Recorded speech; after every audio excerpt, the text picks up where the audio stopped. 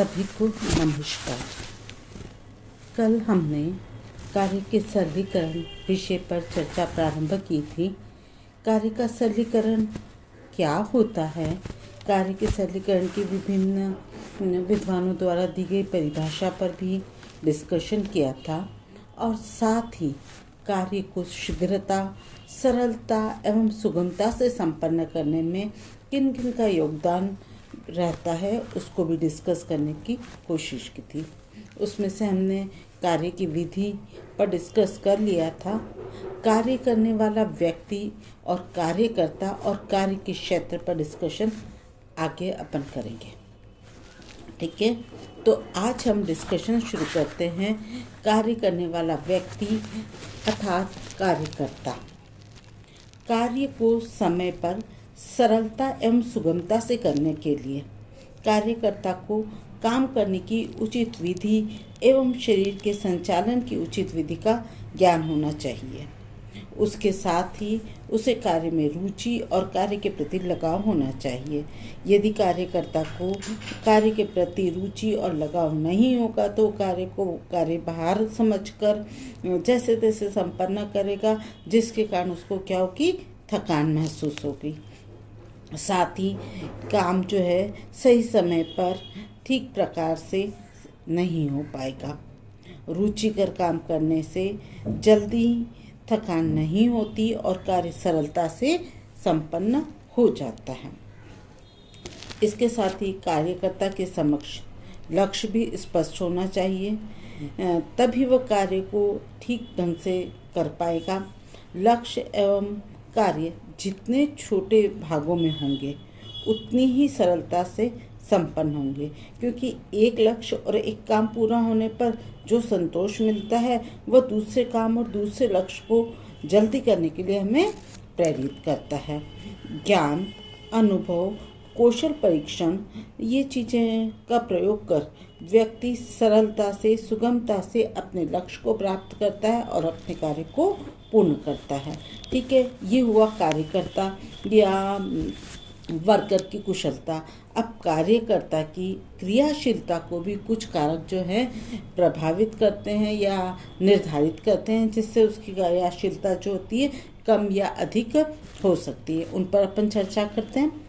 तो सर्वप्रथम हम शरीर के अंगों की उचित मुद्रा या स्थिति, जो कार्य की क्रियाशीलता का एक निर्धारित तत्व है, जिसे हम ये भी कह सकते हैं कि factor determine the efficiency of the worker, मतलब कार्यकर्ता की क्रियाशीलता को प्रभावित करने वाले तत्व, जिसमें पहला अपन डिस्कस कर रहे हैं शरीर के अंगों की उचित मुद्रा और स्थिति, करेक्ट पोजीशन। कार्य करते समय शरीर के अंगों की उचित मुद्रा स्थिति रखना बहुत ज़रूरी होता है। इससे कम थकान होती है, क्योंकि शारीरिक वजन तो क्या रहता है, स्थिर रहता है। शारीरिक स्थिरता बनी रहने से मांसपेशियों में अनावश्यक जो खिंचाव और तनाव होता वो भी नहीं होता।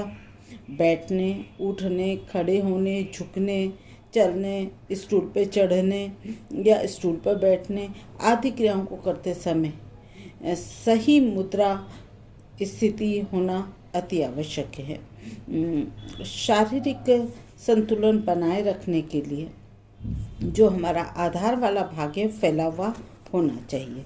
जैसे कि भारी सामान उठाते या रखते समय पैरों को आगे पीछे रखना, झुकते समय पैरों को फैलाना आदि।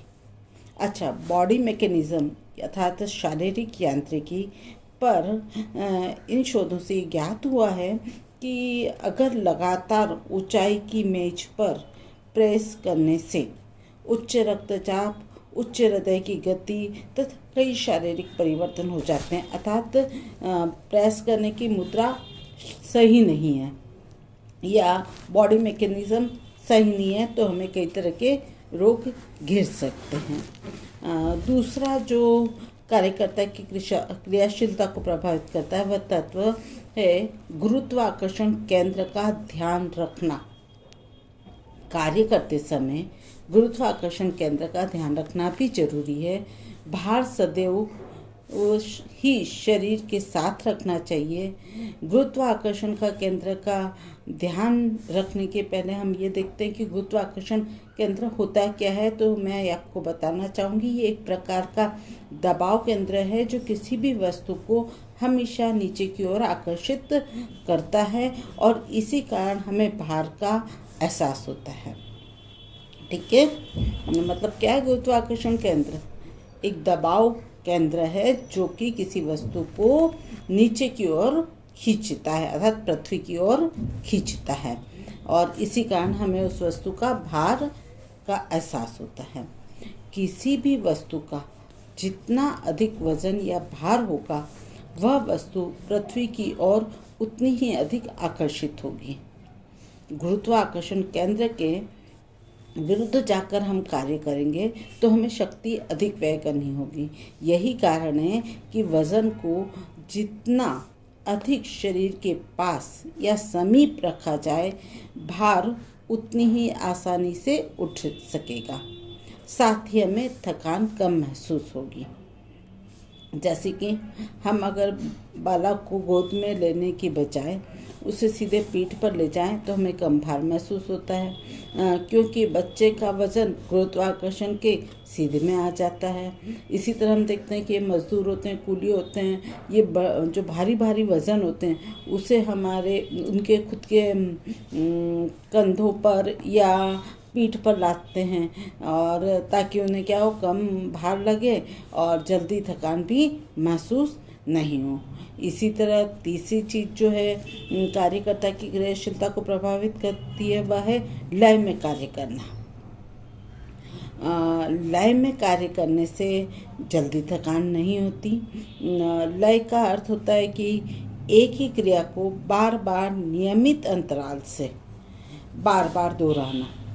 मतलब हम एक ही काम को एक ही लय से या एक निश्चित अंतराल से बार बार करते जा रहे हैं। जैसे कि एक ही तरह की प्लेटों को एक साथ धोना, बड़े बर्तनों को एक साथ धोना, मतलब दोनों को एक साथ करें अगर एक सा काम तो क्या होगा, हमें थकान कम होती है। ऐसा करने से हाथ और भुजाओं की गति एक लय में होती है।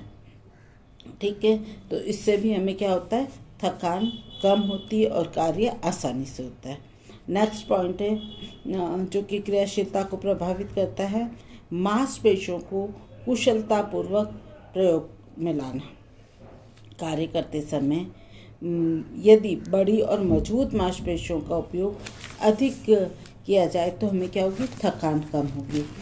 वजन उठाते समय पैरों की मांसपेशियों का उपयोग किया जाना चाहिए, क्योंकि पैरों की मांसपेशियां हाथों की मांसपेशियों से क्या होती है, अधिक मजबूत होती है, बड़ी होती है। और घरेलू क्रियाओं को संपादन में अंगुलियों और कलाइयों की पेशियों की अपेक्षा अगर बाहों की पेशियों का उपयोग किया जाए तो हमें कम थकान होती है। इसी तरह कमर से झुककर जमीन पर टेक कर वजन उठाया जाए तो कम शक्ति व्यय होती है।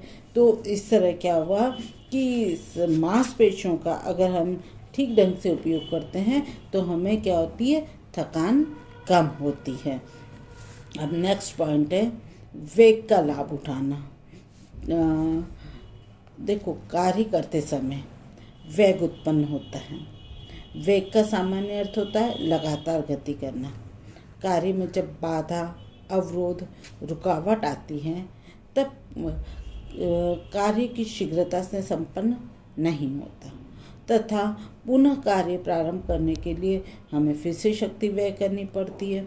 और अगर हम स्वच्छंदतापूर्वक काम करने में करते हैं तो क्या होता है, हमें शक्ति जो है कम लगती है और थकान भी कम होती है, क्योंकि स्वतः ही गति होने लगती है और गति होने से वेग उत्पन्न होता है तथा कम ऊर्जा व्यय होती है। उदाहरण के लिए झाड़ू लगाते समय, बर्तन धोते समय, पोछा देते समय हाथ स्वतः ही क्या होता है, आगे पीछे होता है, जिससे गति उत्पन्न होती है और कम ऊर्जा व्यय होती है। तो ये सब जो बातें हैं व्यक्ति को कम थके ही अधिक कार्य संपन्न करने के लिए प्रेरित करती है। तो हमें क्या ध्यान रखना चाहिए, व्यक्ति की जो कार्य करता है उसकी क्रियाशीलता को बढ़ाने के लिए शरीर को जितने भी अंग हैं उसे उचित मुद्रा स्थिति में रखना चाहिए। गुरुत्वाकर्षण के केंद्र का भी हमें ध्यान रखना चाहिए। लय से कार्य करना चाहिए। मांसपेशियों को कुशलतापूर्वक उपयोग में लाना चाहिए और वेग का भी हमें लाभ उठाना चाहिए। इस तरह कार्यकर्ता या कार्य करने वाला व्यक्ति जो है कार्य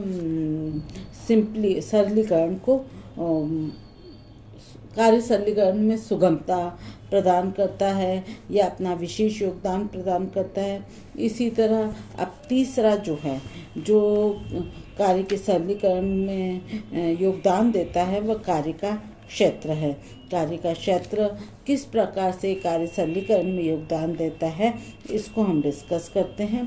कार्य एवं कार्यकर्ता के साथ कार्य के क्षेत्र में आवश्यक परिवर्तन एवं सुधार लाकर भी हम समय शक्ति की बचत कर सकते हैं।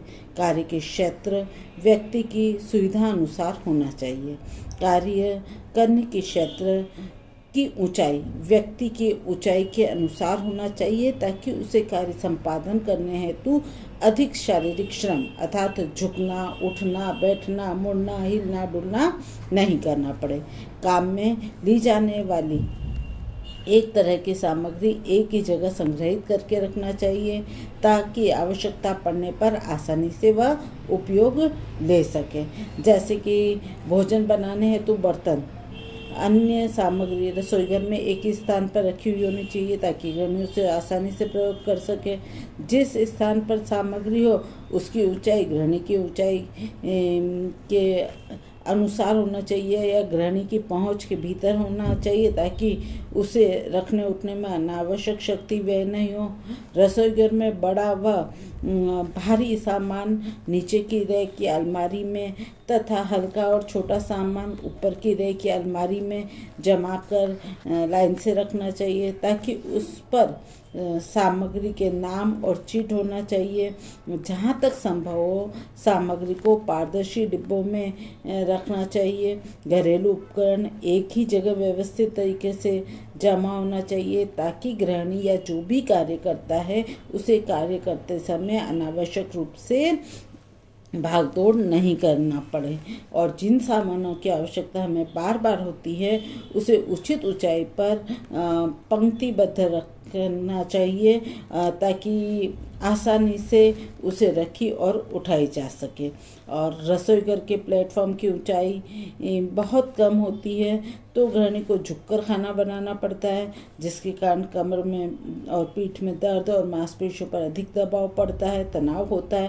परिणाम स्वरूप कमर और पीठ में दर्द होने की संभावनाएं भी बढ़ जाती है। इसी तरह प्लेटफॉर्म बहुत ऊंचा होगा तो उसे अपनी बाहों और कंधों को ऊंचा करना पड़ता है, जिससे कंधों और बाहों की मांसपेशियों पर अधिक दबाव पड़ता है तथा इन अंगों में पीड़ा होती है। अतः रसोई घर के प्लेटफॉर्म की निश्चित ऊंचाई होना चाहिए, जिससे गृहिणी की कम से कम शक्ति और समय व्यय हो। तो इन सब बातों का ध्यान रखते हुए कार्य करेंगे तो कार्य आसानी से, सरलता से, सुगमता से हो जाएंगे। ठीक है, आपको कार्य करने को सरल बनाने के लिए कार्य की विधि, कार्य करने वाला व्यक्ति और कार्य का क्षेत्र का विशेष रूप से ध्यान देना चाहिए। ठीक है, आया आपको समझ में? आया है तो धन्यवाद।